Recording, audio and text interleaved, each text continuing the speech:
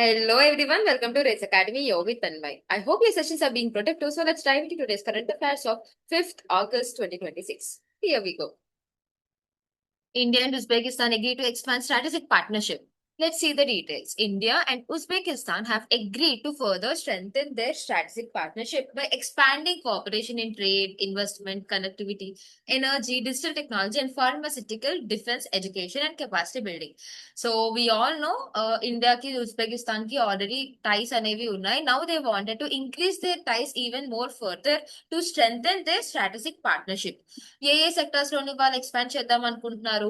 In the sectors of trade, investment గానీ, education గానీ, defence గానీ, ఫార్మాసిటికల్ గానీ, కెపాసిటీ బిల్డింగ్ లో. సో ఇలాంటి థింగ్స్ లోని they wanted to increase they cooperation. Clear? So, during the high level bilateral discussions, both sides reaffirmed their commitment to enhancing the economic ties and agreed to work towards the doubling bilateral trade within the next 3 years. So వాళ్ళ trade ఇప్పటి వరకు ఎంత వరకు అయితే ఉందో దాన్ని double చేద్దామని అనుకుంటున్నారు. And the time period is the next 3 years. Create clear. They also reviewed progress in connectivity initiatives, digital cooperation, and regional security, which reflecting the growing importance of India ఇంకా సెంట్రల్ ఏషియా యొక్క relations ఎలా అయితే increase అవుతున్నాయో we can clearly say from this. So if you are looking at the key cooperation areas, first we have they wanted to increase the bilateral trade investment. Now, what is the meaning of bilateral? When there is an agreement between two countries, then it is called as bilateral. Clear. So now they wanted to increase their bilateral trade and investment, and they want to remove the non-tariff barriers to trade. And also pharmaceutical companies లో కానీ medical devices లో కానీ వాళ్ళు cooperation అనేది increase చేసుకుంటున్నారు. And digital public infrastructure, financial technology, ICT, customs, energy, critical minerals, agriculture, food processing. Clear. Not only that but also they wanted to increase their bond in the sectors of education, tourism, capacity building. Clear? So why only Uzbekistan in all of the Central Asian countries? Because Uzbekistan occupies a key position in the Central Asia and it is an important partner. So India ki mundu nunchi manki ties unnai kabatti we are just enhancing it. Clear? What question do we have? Which Central Asian country recently agreed with India to expand its strategic partnership? That is the Uzbekistan. Moving forward to our next article, everyone. Glaw Lake in Arunachal Pradesh designated as India's 101st Ramsar site. So before going with the details, let's see what is the meaning of Ramsar site. So మనకి 1971లో Iran లో Ramsar అని ఒక ఏరియాలోని ఒక convention అనేది జరిగిందనమాట. అప్పుడు they have decided that world లో అంటే ఇంటర్నేషనల్ లెవెల్లో ఏమేమైతే ఇంపార్టెంట్ వెట్ ల్యాండ్ ఏరియాస్ ఉంటాయో వాటన్నిటిని రామ్సర్ సైట్స్ లోని లిస్ట్ అవుట్ చేస్తారనమాట. విచ్ మీన్స్ వాళ్ళకి కొంచెం ఎక్కువ ప్రొటెక్షన్ అనేది ఉంటుందన్నమాట. Now let's see the details. So India lo ippatiki already 100 unnai Ramsar sites, and this Glaw Lake is becoming the 101st Ramsar site in India, which is in Arunachal Pradesh. Clear? So the designated under the Ramsar Convention on Wetland recognizes the lakes as the wetland of the international importance due to its rich biodiversity and ecological significance. So akkada unde biodiversity valla at the same time ఆ ecological significance valla దీనికి మనం Ramsar convention లోనే add చేస్తున్నాం అనమాట. So దీని వల్ల ఏమవుతుంది? Conservation efforts అనేవి ఇంక్రీజ్ చేస్తారు, సస్టైనబుల్ మేనేజ్మెంట్ అనేది ప్రమోట్ జరుగుతుంది, అండ్ ఆల్సో కమ్యూనిటీ పార్టిసిపేషన్ అనేది ఎక్కువ ఇంక్రీజ్ అవుతుంది, which means we're protecting the fragile Himalayan as well as the wetland ecosystem. Clear? So this particular area is supporting plenty, a variety of floras and fauna, which plays a very crucial role in maintaining our ecological balance of this region. Clear? What question do we have? Which wetland has recently been designated as India's 101st Ramsar site? That is the Glaw Lake, which is in Arunachal Pradesh. Clear? Moving forward to our next article, everyone. మనం ఈ article already చదివాము and now the bill has been passed in the Lok Sabha. Let's see the details.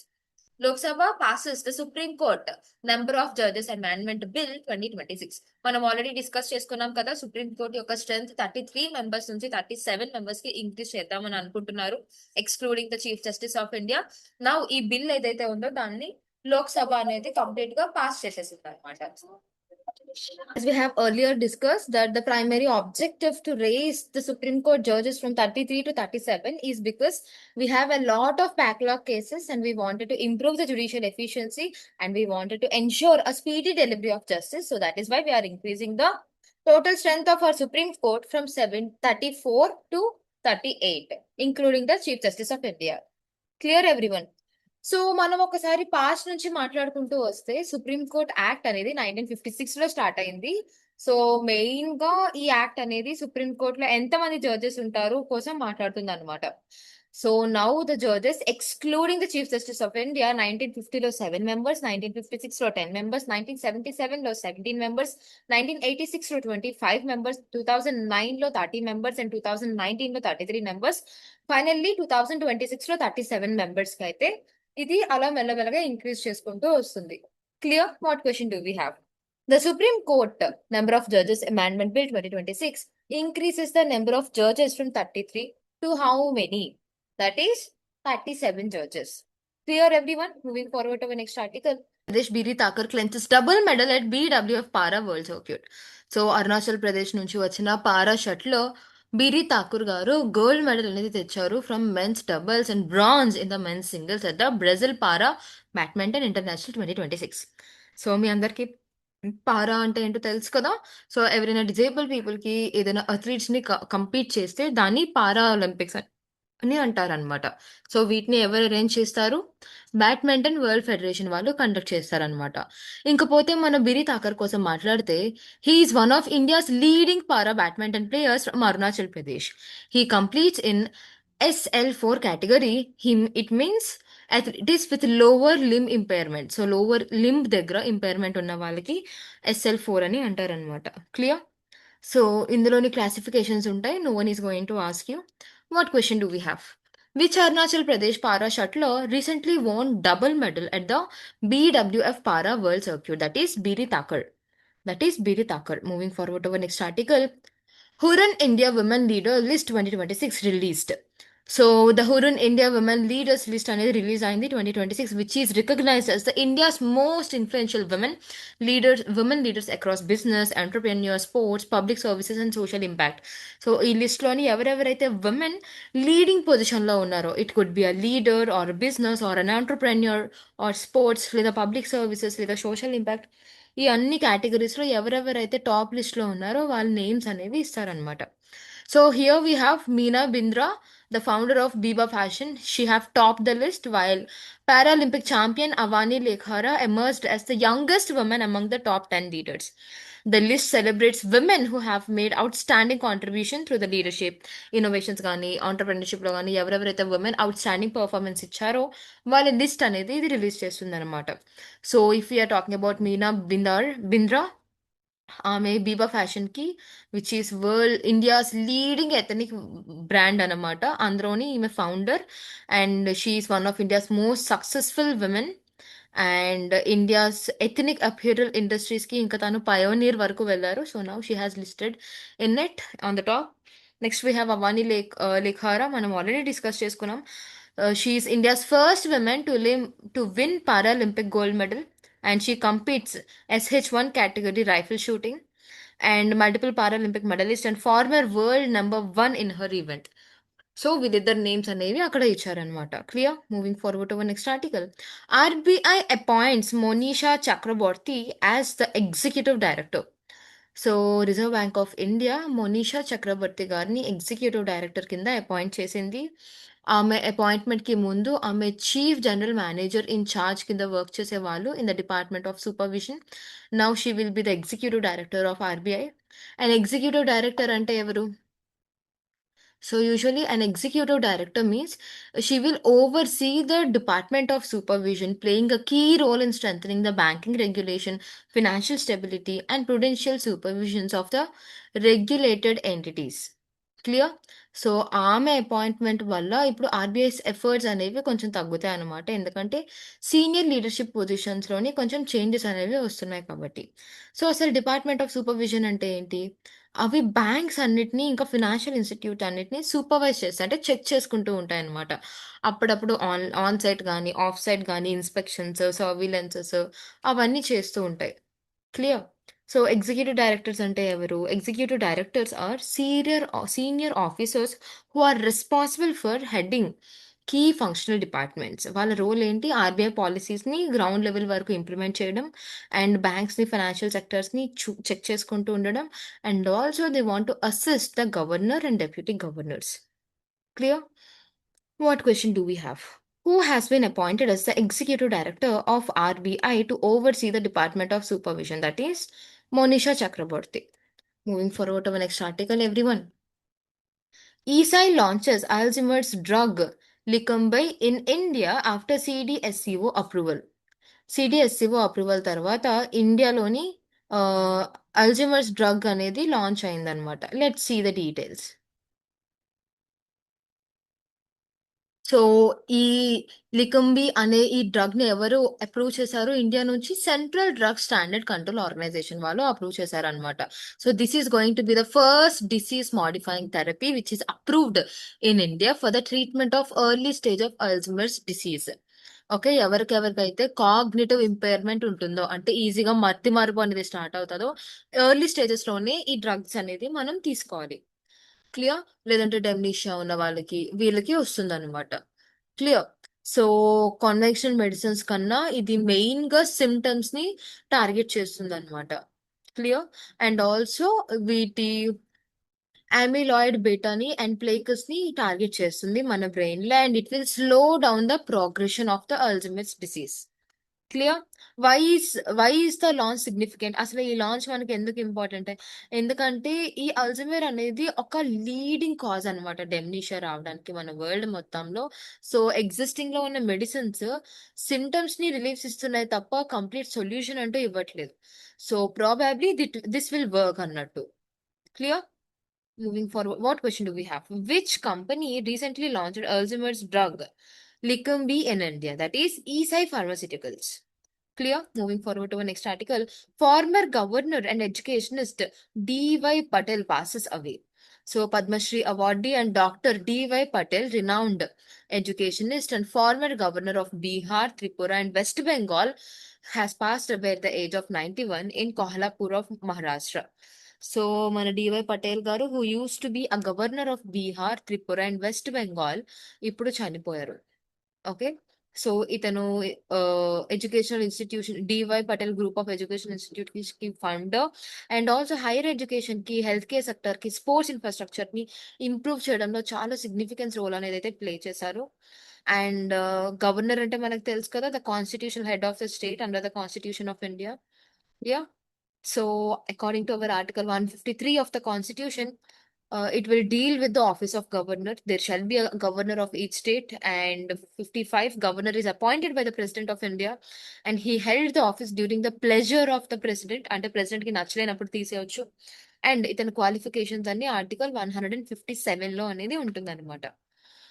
Next, we have University Grants Commission. It was set up in accordance with the UGC Act of 1956 and is charged with coordination, determination, and maintenance of the standards of higher education in India.